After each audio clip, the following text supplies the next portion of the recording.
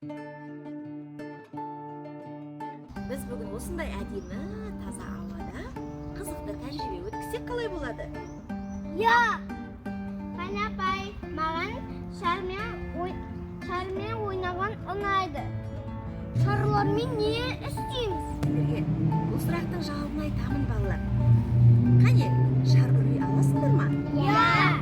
Ал, өздеріңе ұнаған түсті алып маған үрлеп беріңдерші. Қалай үрлейтіндерің біттеріңді байқайын. Жақсы, ішіне. Ауаны ішіне жібер, асылым. Тамаша. Жақсы, балалар. Енді ауасын шығара қойыңдар. Жай ауасын шығарыңдар. Шарлар ауыздың көмегімен емес, басқа бір жолмен үрлеуді үйретемін қазір.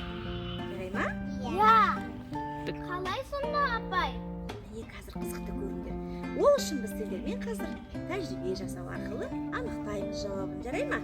Арсен, сен айта қойшы, біздің тәжірибеге не қажет деп ойлайсың? Біздің бүгінгі тәжірибеге қажет заттар сірке су, бос бөтелке, құйғыш, ас содасы Және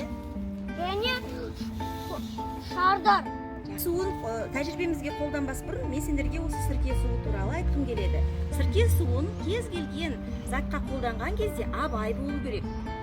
Сірке суын біз бүгін 9% концентрацияда алып отырмыз. Одан жоғары концентрациядағы сірке суын тәжірибеге қолдану өте қауіпті. Сірке суымен жұмыс істеген кезде абай болыңдар. Үлкендердің көмегіне әрқашан сүйеніңдер. Төгіп алмай қой. Арсен, сен ұстап отыр. Төгіп қоймаңдар.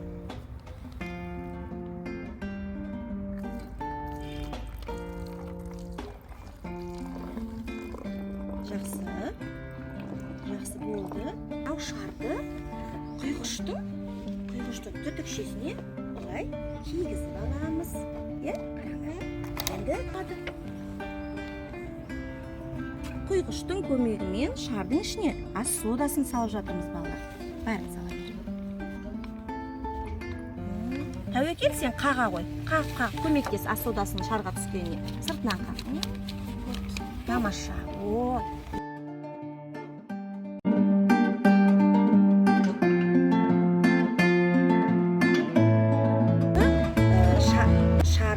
Салынған шарды былай кигізуге мен сендерге көмектесемін. Осы жерде сендер ұқыпты болыңдар. Қазір біздің тәжірибеміз, қызықты тәжірибеміз орын алады. Шардың ішіндегі ас содасын сірке суына араластырыңдар. Арсен, қандай оқиға болады?